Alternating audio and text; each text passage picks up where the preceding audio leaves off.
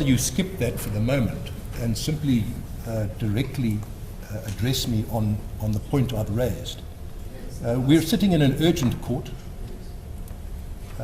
Without wanting to make it sound disparaging, you have sought to gate crash an urgent application.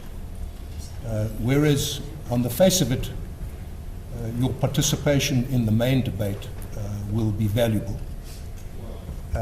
Insofar as our limited agenda today that you have marshalled is relevant to address those rather well-established principles. Justice Sullivan, I submit with respect that it may be useful for the court to at least entertain us for no longer than 20 minutes to address specifically why the amicus. Well, I hope that you can make the bull point in less than 20 minutes as to why you can help us on the interdict. Perhaps we can start with the punchline. Perhaps we can start with the punchline. What is it that you're going to say that Mr. Mpofu is not going to say on the interim? Hand up the note.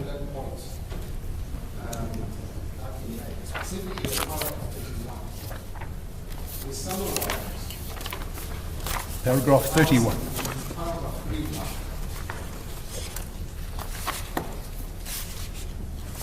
Is that the facts of this case demonstrate that the requirement of the security prosecution may serve as an impediment or unjustified limitation of the secondary or access to someone without fear, fame, or prejudice.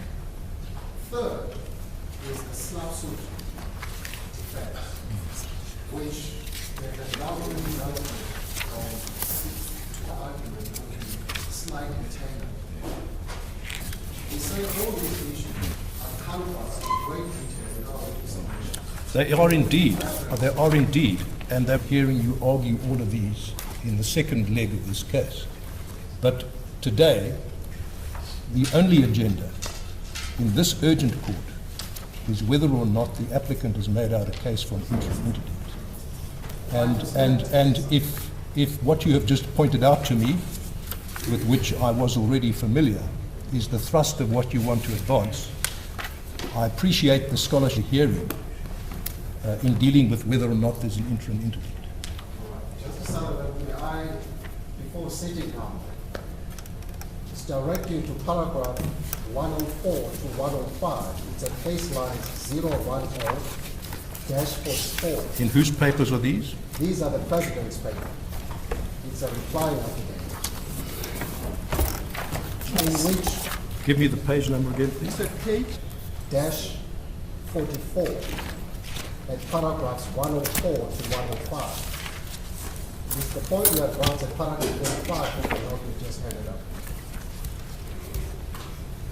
where the President. That doesn't seem to be the correct page. Paragraph 104, you said. Paragraphs 104 to 105. They cited 44 at paragraphs 104. Oh, it's in the replying affidavit. Yes. Not the first set of papers. Where the President says, and of course this is he says this court must have a peek into the grounds of review. And so one of the considerations by this court in order to determine whether or not to grant an interim interdict is prospects of success in the review. And so our argument, and so that is why the amicus should be heard in Part A on the President's own argument, because this court has to consider the prospects of success in Part B. Other than that, there is nothing more we can add. Thank you. Thank you, Justice. Is there any comment that any other counsel want to make on this issue? In relation to both the litigant, the first respondent, and the attorneys, will be asking only for a party and party cost against the first respondent. Mr. Mpofu, anything you want to add? Yes, Justices, yes. Now, the remarks by Mr. Manager to deal with my concern. I would have raised the issue once the concession is made that Yes. those costs are Thank you, Tom. Do you want to add anything, Mr. Matabedi? Nothing. No. Mr. I'm Guan? sorry, Justice Rich, Allen. We are certainly. not making any concession that the punitive cost order issue is not relevant in relation to Part A. Yes. Let's just talk about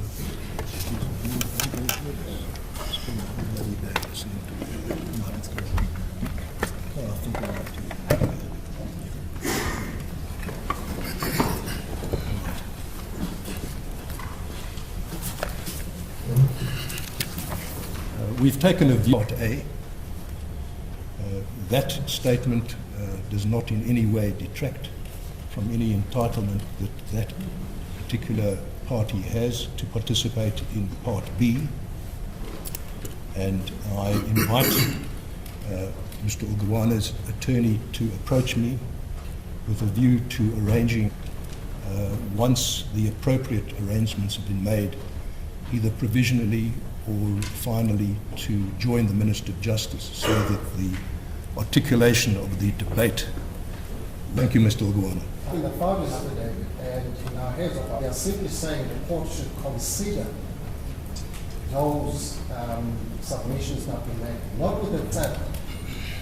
So Very well. it Well- would not be necessary for Well- us to join the Minister Well, of Justice. that, if you limit your contention to that, then it's correct. You won't need the Minister. But obviously, that's one less arrow in your quiver. So that's a choice you make. Thank you. Tom. I will take those remarks as applying to me because we do intend to raise that issue in Part B. Yes. Escort, please. Yes, indeed. Well, it seems that your pragmatism has been overtaken by Mr. Mpofu-Zile. Well, we took the view that amicus will not have the wherewithal. No, I take that point, so let me emphasize it now. There's a great deal to be dealt with in this controversy. We are not going to trespass on the relief in Part B. That involves many very delicate issues which require to be dealt with unhurriedly. There should be an interim interdict pending a date to be arranged for that hearing. After these proceedings, I will invite the parties to see me about the earliest possible date for that hearing to take place. And the extent to which we need to hear argument today is limited with presently. The jurisdiction of this court to even consider this relief is point one. Point two is whether it's urgent. And the other four issues relate to the traditional elements of an interim interdict. That is what we need to hear argument on. We will give a judgment to round two in this matter in due course. To that end, although there was a very generous indication by one of the counsel about how many days this matter was going to take, we are of the view that the issues are of such a nature that we can do justice to this matter. First respondent, 90 minutes. To the MPA, an opportunity to say hello. And to the applicant, 20 minutes for a reply if one is needed. So that will be the agenda for the day. As it is. That's another one. But with that testimony, I just wanted to, from that summary, my Lord, I gather implicitly, without saying it, that your lordships are not inclined to hear the preliminary points regarding whether this court, as you correctly put it, should give that. I do want to hear you on both those points, and obviously what you have to say about the interim interdict itself. So that seems to me to cover what needs to be dealt with today. So I appreciate the jurisdictional point is a leading point you want to make, and I do want to hear you on that. No, my Lord, I'm sorry, maybe I didn't. So we'll have one stage. Yes, okay. Now, if we're going to have one stage, my Lord, then, which I always support, subject to, of course, my right of reply on the preliminary points, which that's the one. Yes, yes. Thank you. In other words, on the points in the minute. Yes. Thank you. Right. Let me deal with some particular order. There's a complaint raised about the clumsy commissioning of the founding affidavit. It was clumsy. It is, in a sense, inexcusable, but it's the practice of this court not to take that kind of complete information is sufficient for us to overlook that point. The same thing goes for the omission of or not the security which the first respondent, was supposed to pay before the summons was issued, was actually paid afterwards, of course. There is also another point about whether the National Director of Prosecutions should have AO nominee been joined rather than the National Prosecuting Authority as a whole. We are not interested in that point either, to grips with what the case is really about. So, at 10:28, Mr. Monechi, your 60 minutes begins. My Lord, with the court's guidance, I shall deal first with the question of jurisdiction, and then address the query is whether the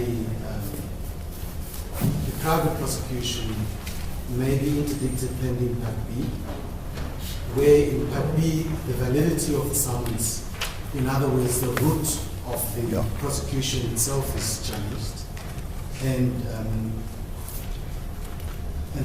power to grant relief which would prevent a private prosecution from being proceeded, either as final relief in the form of an interdict or by way of a referee. And in those circumstances, the court has inherent jurisdiction in our courts that indeed can be, it's a power that the High Court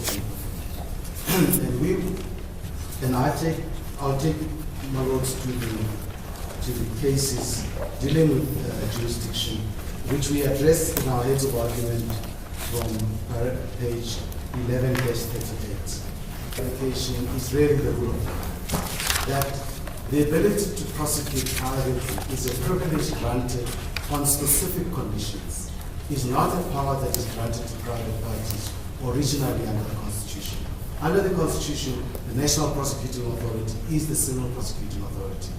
And the only time that a private party is a particular suspect and has declined to prosecute, it's only in those circumstances. And all the other requirements for the private prosecution are met, then a private prosecution is lawful.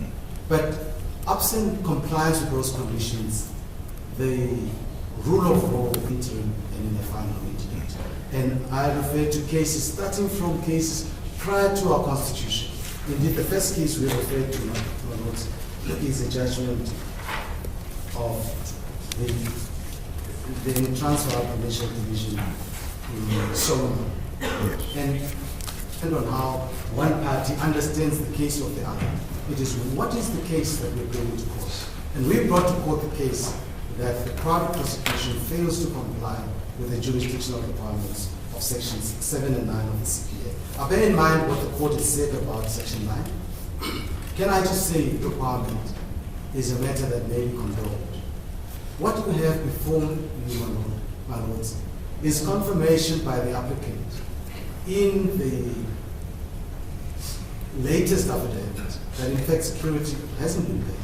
What you are told is money has been set aside with the attorneys. It is reflected in the books of the attorneys. Now, you're not taken into confidence by the attorney or the applicant. No, I appreciate that. Yes, but I'm just prefacing it. I'll come back to it. Obviously, if they don't fix it, by the time we get... is an additional point of clear, admitted non-compliance that should weigh with the court in determining Part A, because it may or may not be fixed. But we'll cross the bridge when we get to Part A. Coming back to the question of jurisdiction, so we quoted at paragraph 112. Needs to be taken into account. But I thought the order that was made would allow. I'll come back to it when I deal with the question. It may still reach the same conclusion, but at least he has out of that point. Now, the case of Solomon versus Magistrate Victoria, we submit confirms that the act to prosecute in the case of a private prosecutor arises from compliance with the statutory requirements of the Section 7 and 9 of the CPA. And absent compliance, the private prosecution is irregular and can be interdicted. And if I can take to the paragraph that we read from the judgment in Solomon. You loaded it to case lines in any event. We have loaded it to case lines. So Solomon is at page 014-279.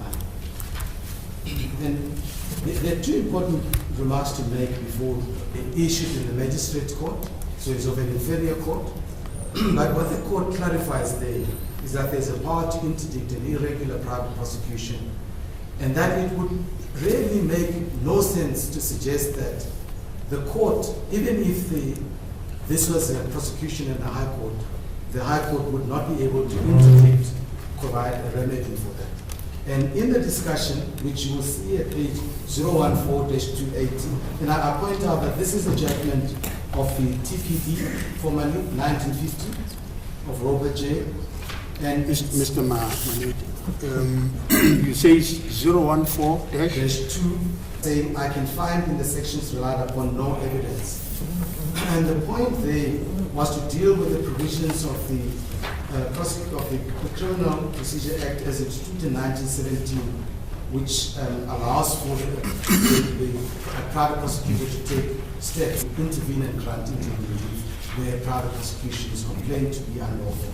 And what the court says at the foot of that page is, I can find in the sections relied upon no evidence that the provisions relating to the cost of unfounded and vexatious prosecutions or the title of the prosecutor to bring the proceedings were intended by the legislature to be the title of the prosecutor in the actual criminal proceedings, and you can get costs if those proceedings are unsuccessful. That means you must go there and raise your complaint there. You are in a wrong court. And the court says that doesn't exhaustively exclude the jurisdiction of the court. And it says, Mr. Retief maintained, I think in support of this contention, that the provisions were an absolute right to prosecute, of which he could not be deprived by the court. No doubt the sections referred to do bestow a right to prosecute, subject to the necessary conditions, but I cannot take the view that that fact excludes the jurisdiction of the court to interfere on proper course. If Mr. Retief's contention were correct, this court would have no power to intervene in the outcome of the trial and had embarked upon it for some ulterior motive, such for example as to prevent a business competitor from leaving the country on his lawful business or to delay him in so doing, so clearly for an ulterior purpose. In such a case, if the prosecution were launched in the Superior Court, I do not consider that it could be an abuse of the process of the court in that it had been undertaken not with the object of having justice done to a wrongdoer, but in order to enable the prosecutor to harass the accused of fraudulently to defeat his rights. The process of the court provided for a particular purpose would be used not for that purpose, but for the achievement of a totally different object, process by frivolous or vexatious proceedings. And though this power is usually asserted in connection with civil proceedings, it exists in my view equally where the process of use is that provided for in the conduct of a private prosecution. In such a case as I postulated, therefore this course ought to interdict further proceedings upon it. It is also by virtue of its inherent power that the court interferes to restrain illegalities in inferior courts, either by way of interdict or mandamus or by declaratory order. And you'll see in the paragraph just below the quotation, and it says, that was the submission. And so long as he complied with the provisions of the law with reference to prosecutions and trials, the court was not entitled to interfere. He argued that similarly, a private prosecution was absolutely under the control and management of the private prosecutor, and that the court could not intervene. The case for the private prosecutor to prosecute is conditional upon his possession of such an interest as is described in the Act, and the court is therefore entitled to inquire into the question whether he has such an interest or not. So the civil court can provide Section 7 and Section 9. The next case I refer the court to is the Van der Venter judgment. That is 1996, and the court will find that at 014-285, prosecution of a judge on the basis that the private prosecutor perceived that the way in which the judge dealt with with the matter disclosed an offence. Does that case offer any further principle, or simply another example of the same proposition? I take the court's comment in this one. And the third case, my lord, we offer is the Netco Bank Limited, and another is Kibi China, is a judgment of the Eastern Cape Division, consistent with the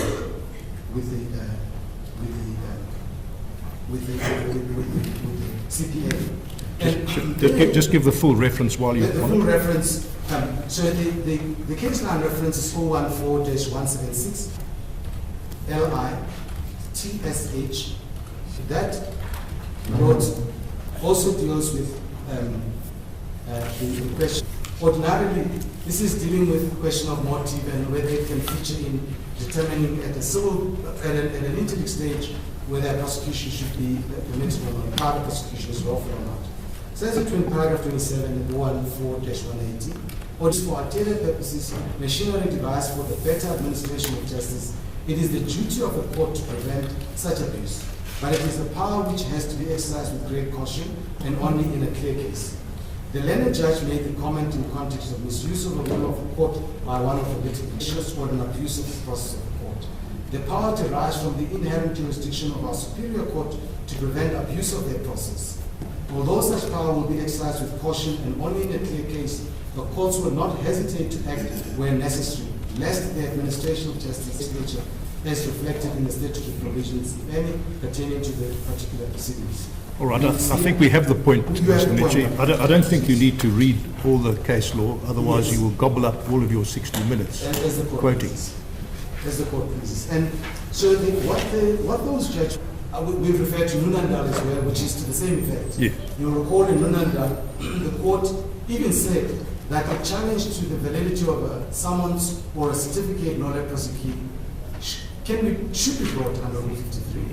And in that case, the summons were set aside in relation to security, interestingly, because they, better than here, they had been in fact an arrangement, an agreement between the parties, between the attorneys, that security shall be Nunadal deals with the challenge to the summons on the face of it, Yes. not the nolli prosecuti. It dealt with both. It found that there was no ground for challenging the certificate, nolli prosecuti, but found that there was a basis for the summons, and set aside the summons and left the certificate. There were two grounds, the procedural grounds, and the court would find the discussion of that in paragraph page 014-199, paragraph 41 to 45. The first was there was so it was a procedural matter. The second was the security was not deposited prior to the summons being issued. And in the language of the statute, the court doesn't have the power to condone, and that is a defect, which can easily be rectified. But the court doesn't have to. It gives stories, and only at the very last minute files an affidavit in which it says, I haven't paid it. It is in the books of the attorney, and anyway, you have powers generally to waive just because there's substantial compliance. How can a failure to comply? Yes. The matters that you are addressing now probably matters that should arise Yes. in the discussion on agency. Quite. But the only reason I was mentioning that is that Nunandal is also authority for the proposition that these challenges can be brought in the civil court, because that was a review by the full bench. So that's, if we establish as that in terms of its inherent powers, it can intervene by way of review, setting aside, or by way of granting a final stopping the private prosecution in its tracks. And the only question I need to address is, well, if that is the case, or a final interdict, and the job for me there with respect is a lighter one, because once the court has a power to hear a review, the Part B review, it has inherent power to grant pendent relief, prevent any injustice from occurring. Because the injustice we complain about here is being hauled before a criminal court when the proceedings are at root are invalid. So they don't get out of the law prior conditions once the prosecutor has applied his mind and believes it's that. I hope that expresses the right expression. Well, That doesn't apply well, to we've prior got your point. prosecutions. You say that on the strength form of relief, Yes. and they don't have to wait till they appear in order to plea, in order to raise it. We don't have to. So that's the point. At page 011-43, we refer back to the well-established authorities on the court's inherent powers to grant but it's clearly there is. And then there are subsequent cases we refer to involving the current president and involving the former President Zuma, in which state proceedings were obtained pending review proceedings, and the interests of justice were applied as the yardstick to determine whether authority to the contrary, other than authorities raised in the context of public prosecutions. And in the context of private prosecutions, there is authority, there is a power, and if there's a power to grant final relief, there's a power to grant it relief. Very well. Then the next point I need to address Well, perhaps you can start by simply formulating, the point. as of today, what is the fact that demonstrates the urgency you rely on? Yes, there are 2 points. The primary point is that the criminal proceedings will sit on the lap of postponing or removing from the roll, because that is competent. In Van Deventer, you will see there was agreement and the private prosecution was removed from the roll and the matter ultimately served before court in the ordinary course. But, sorry, not in the ordinary course, urgently, because there were some changes about on the 19th of January. He wants the president to appear in that court as an accused and plead. He says, go there and raise all of his complaints. That, pregnant in that statement is accept the breach of your constitutional rights, of your criminal proceeding, when the provisions of section 7 and 9 have not been complied with. Now, my client has no other remedy to avoid that. It will happen on the 19th, and that breach of his rights, by being hauled before that court, remaining in attendance, that will substantially assuage his the breach of his rights. That's done. And you'll see in Van Deventer, and we quote it now. But they're saying that you have a right to go before that court and plead. That is the essential remedy that you're talking about is a remedy one can obtain in law. Right? So the law provides you protection. Now, when he says, go to that court and plead, you have a right. Of course, we have a right to go to that court. But we also have a right to assert our constitutional rights and say we cannot be held before assert the right that this is entitled to approach this court to protect him from having his rights trampled upon by a private prosecutor who, prima facie, and that's the case we have today, prima facie is conducting an unlawful private prosecution. It's not only unlawful, because if we can persuade my lords that the knowledge prosecution certificate that he relies on his own facts, and on the chronology that he gives, cannot relate to a crime committed by the president after the 21st of August 2021. Well, you're on. The prima facie right is to be protected against a private prosecution that breaches the rule of law, breaches his constitutional rights. He's got to be infringed by a private prosecutor acting illegally. One can say it in many ways, but fundamentally what you're saying is the personal freedom of the applicant is being jeopardized. That's the right. Why is that an appropriate formulation of the right you lie on? One of the contentions advanced by this first respondent is that you submit to that and come to court and say whatever they want. So when you say, I have a right not to be brought to court at all, where exactly do you seat that right? So he's got the right to hold before court in a private prosecution not authorized by Section 7 and Section 9 of the CPA. Because that is the only source of power that the prosecutor can exercise. That's the only power the prosecutor can exercise. It must meet those conditions. So it's not just a general right that every individual enjoys in respect of public prosecutions, and that's why even the cases are referred to public prosecutor. So one can make the point that if the right authority, the NPA, has issued a summons to you to appear criminally in the court, all the conditions are met, and whatever defenses you raise to get into court. I'm trying to think of an analogy that can come up even in a public prosecution. Assuming that the Constitution tells us the single prosecuting authority is the NPA, that you were judged by the NIA and told to report by the SPA. So any action is not a lawful, legal, nothing. There is no legal foundation to it. We would submit, although we are not there even, we are less than that position, that even in that case, it would be hard not to foresee a situation where the civil courts can be approached to prevent a clear breach of our Constitution. Vested with rights of freedom. Should the state prosecute me, that's an intrusion on my rights of freedom, but it's lawful because it's authorized. Yes. And if a private prosecutor wants to intrude on my freedom, it can only do so within the four corners of a nolli prosequi, validity of the nolli prosequi, then that authorization of the private prosecutor would evaporate. Yes. Both so it might be a defect that affects the summons because there is something wrong with the nolli, but it might be a defect in the summons itself, either in the manner in which it was obtained or the conditions obtained.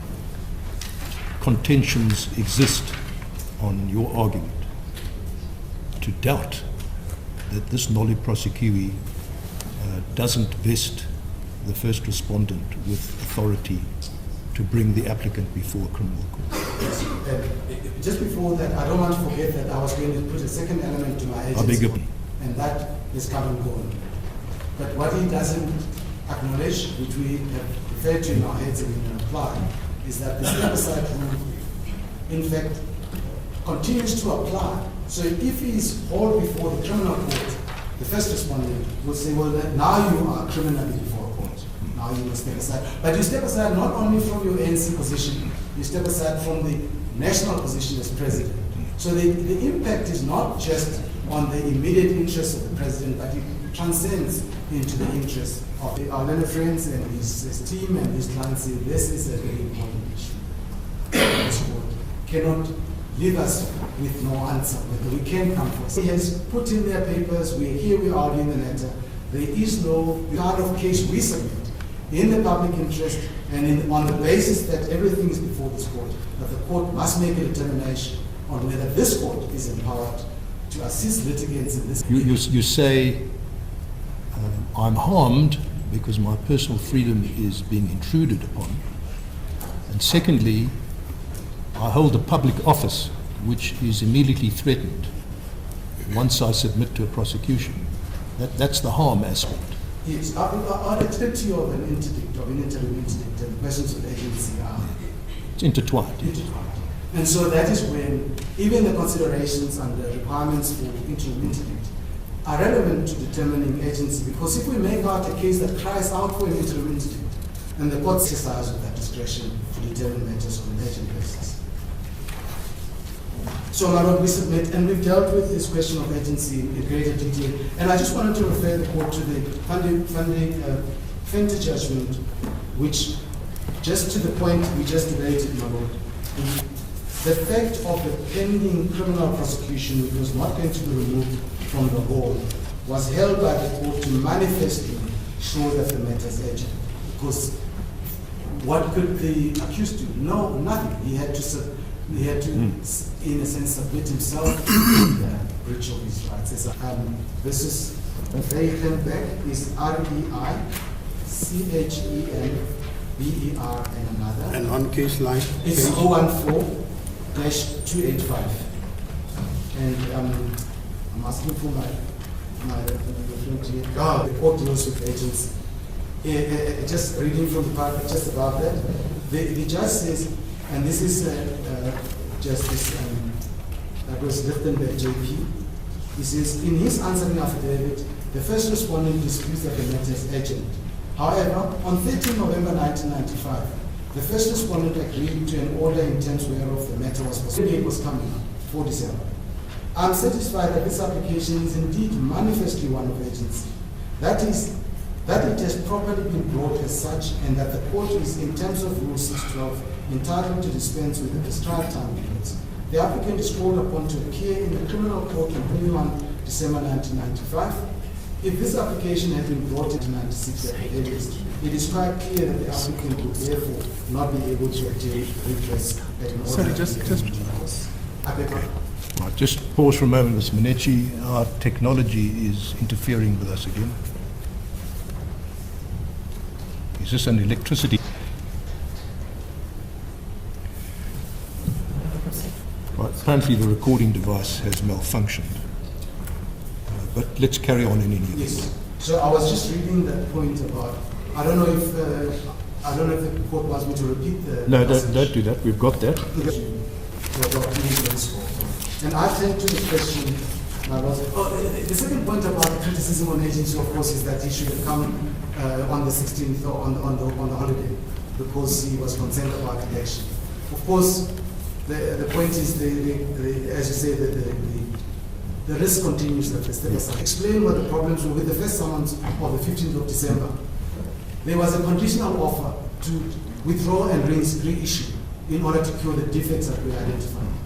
And when the applicant said, no, withdraw unconditionally because they are incurable defects, then the first respondent issued the second. During the festive season, another friend complained to me about disturbing his holiday.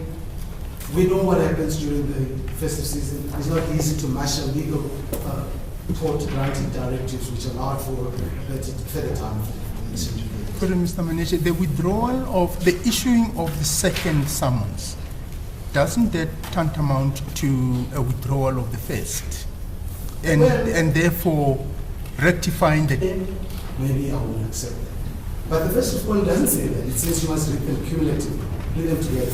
Yes, he does say it's a supplementary thing. Yes. Well, once again, as my brother says, if you issue a summons in identical terms, amplified, but that seems to be a quibble that doesn't deserve our attention. I'm not bothered in the court with that point. It's in the papers, the paper can be. I'm going to this substantive complaint. Yes. And that is 011-8. We addressed the compliance issue at different places. And I'm going to give the court both references in the heads. So the first reference in the heads, your team, and that carries on to page 011-12. And then we return to that point again. I'm just trying to get my page numbers. Page 011-21. And that carries on to places. Carries on to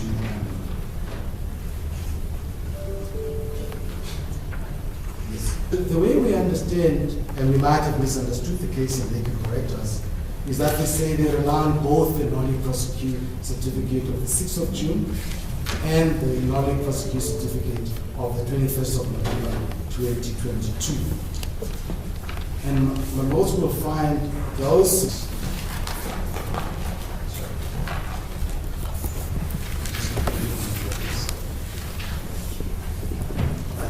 21 November is at 001. That is 6. June is. So what I need to straight report is that the certificates do not relate to an offense against the president. Perhaps it might be useful to go to the certificates to see the language employed. So if the court is at the 6th June certificate.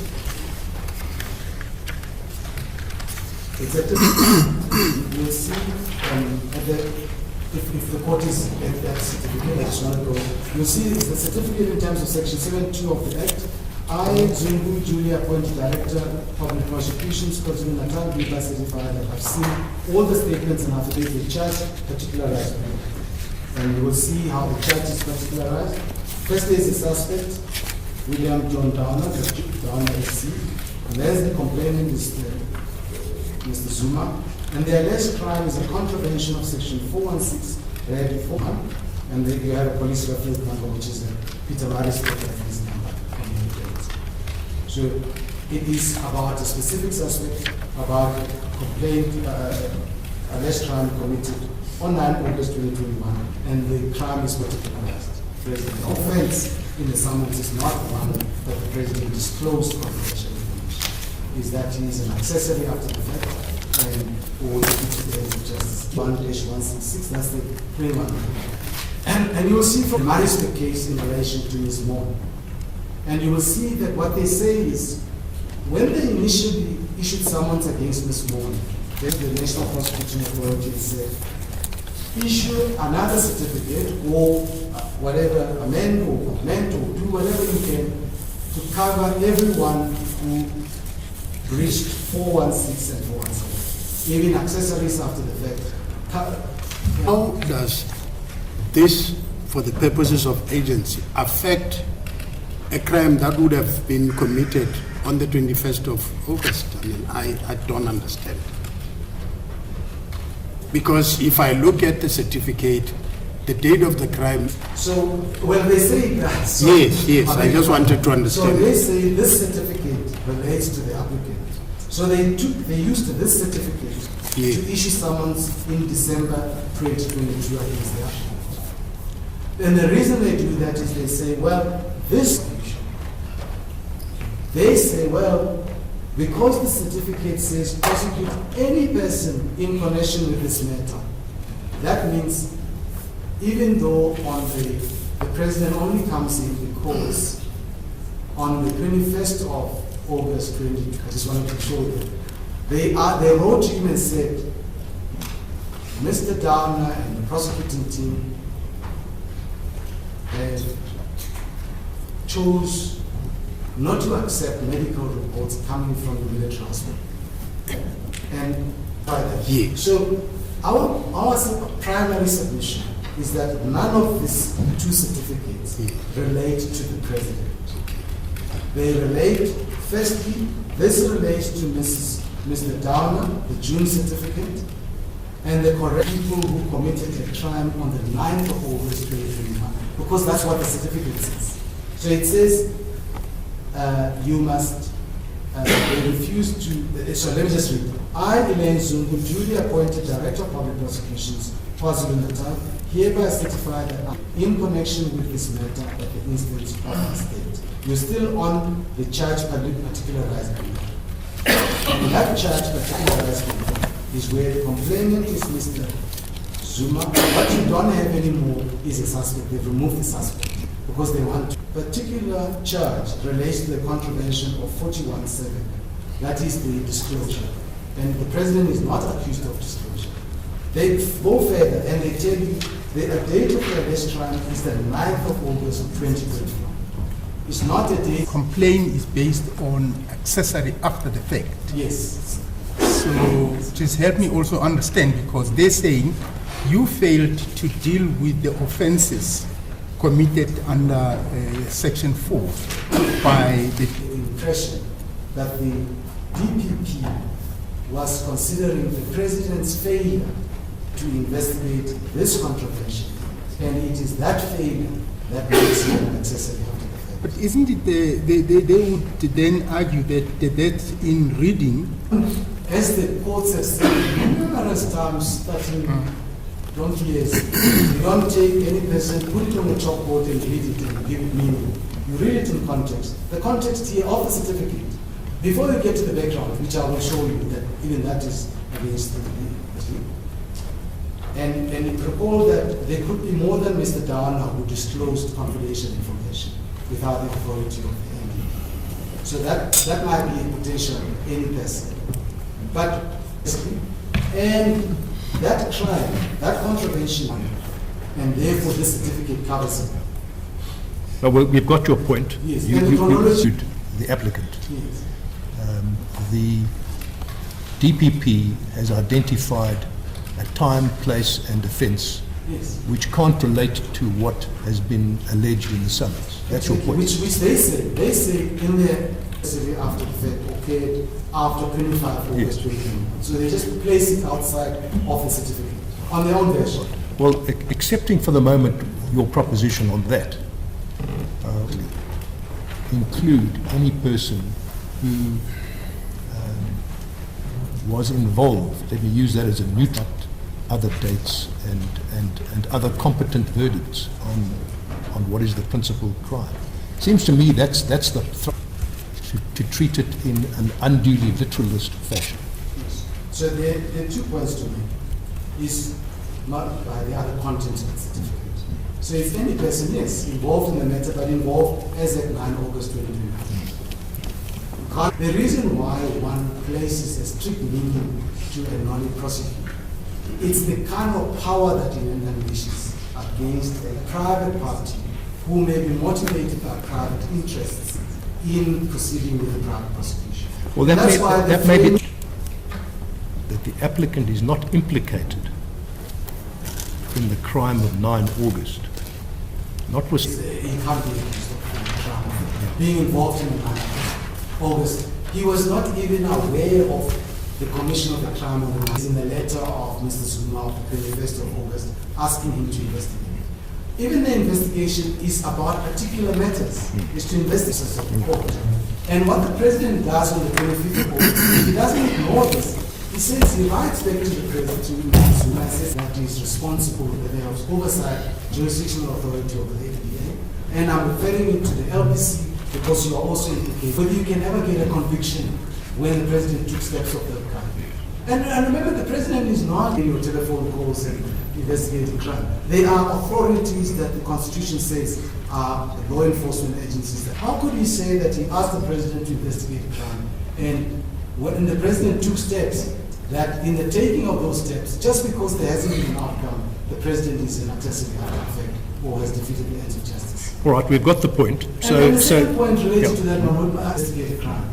Because this very crime is before the criminal courts. They're prosecuting Mr. Downer and they're prosecuting Ms. Moore. How does the president, in parallel to the courts, investigate the crime? The Constitutional Court has said about the exercise of powers by the public protector. So you've got these several criticisms, which will be the same to be heard then, Yes. and we should interrupt the prosecution in the meantime. Yes, that's what we're saying. We're not saying determined finally that we are right. The argument for the first respondent at page 0, the DPP, to show that the president is also a suspect. In the paragraph 42, they quote from a police affidavit which is saying that is proof that the president was mentioned in the affidavits. And it says, agreed by all of the above on the and the chronology starts from behind and you put them together. He submitted the detailed affidavit setting out the background. That affidavit he attached, among others, the letter he had written to the president and his response. The following is said in the police affidavit, which forms part of the police document. Relevant complaint letter written to President Ramaphosa and his response form part of the three papers in the application, which are ought to supplement my plea. Well, that's what paragraph 17 and 18. Yeah. Why do you say that isn't sufficient to bring the applicant within the ambit? Just says we've complained to the applicant to investigate. They're showing confidence in the applicant investigating. They're not complaining against the applicant, which could form the subject matter of the charge. So that's really the point on the non-use. Or even trespass on the merits. Is it possible for an official of the state to be charged criminally, that is, for not doing anything about a complaint? Duty of not performing his constitutional obligations diligently, and there's a section in the Constitution, 239 or 238 or that sort. He could complain about that, but you can't criminally prosecute him for failing to perform his function, I think our entire government would probably be in court. Thank you, sir. With great so, and the point, we're simply you just take a quick peek, as the Constitutional Court says in the court guidelines, and you will see that our complaints are to the registrar to issue a summons. And a valid body is a prerequisite for the summons. So there's no private, valid legal requirements. There's a clear right. I know the court is not interested in this security, but if you do get into that and look at Nunenda, that's the clearest admission of a breach of the security. Balance of convenience favor the applicant. Mr. Zuma, if he succeeds in part, will continue with his private prosecution. He will suffer no prejudice.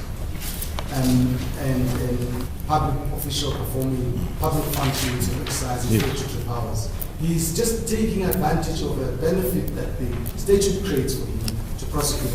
This is an exceptional case because on the face of it, the certificate is clearly not applied to the president, and he must be prosecuted. And so those are our submissions, and what we will ask in the notice of motion is to ask for prayer 2.1 just against the first respondent, and prayer 2.2 to the extent that the court specifically in the order excusing the president. And we only ask for costs on participating users this one. Is there any reason why the cost shouldn't be reserved for the Part B? We decided It's in the court's discretion. come back. It's the court will resume again at 11:45. All right, and what?